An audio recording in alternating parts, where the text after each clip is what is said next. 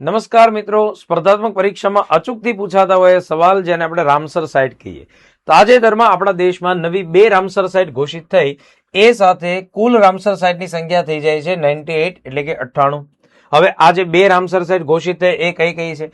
એક છે પટના પક્ષી અભયારણ્ય જે એટાહ વિસ્તાર ઉત્તર પ્રદેશમાં આવેલી છે, અને બીજી આપણી માટે ગુજરાત સરકારની પરીક્ષાની તૈયારી કરતા હોય એવા તમામ વિદ્યાર્થી માટે મોસ્ટ આઈએમપી જે છે છારી ઢંઢ, જે ગુજરાતના કચ્છ જિલ્લામાં આવેલું એક વેટલેન્ડ છે, જેને ઘોષિત કરવામાં આવેલું છે અત્યારે હાલમાં રામસર સાઇટ, જે 2026ની વર્ષની યાદીમાં જોડાઈ જશે.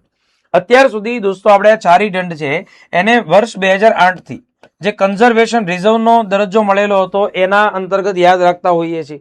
જે મોટા રણની અંદર આવેલો એક વેટલેન્ડ જળ પ્લાવિત ક્ષેત્ર હતો, જેમાં ઘણા બધા સુરખાબો તમને જોવા મળે. હવેથી ઓળખાશે નવી રામસર સાઇટ તરીકે. અને એ સાથે દોસ્તો આપણા ગુજરાતમાં હવેથી 4ની જગ્યાએ 5 રામસર સાઇટ છે આપણને જોવા મળશે.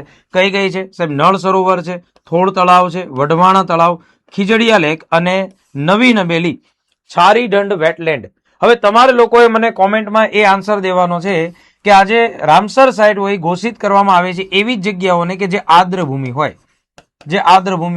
તો આપણા વિશ્વમાં વિશ્વ આદ્રભૂમિ દિવસ તરીકે કોને ઉજવવામાં આવે છે એ તમારે મને કોમેન્ટ કરીને કહેવાનું છે. અને આ જે કરંટની માહિતી છે એ તમારા તમામ વિદ્યાર્થી મિત્રો સુધી શેર કરવાની છે. મળીએ નવા વિડીયો સાથે. Thank you very much.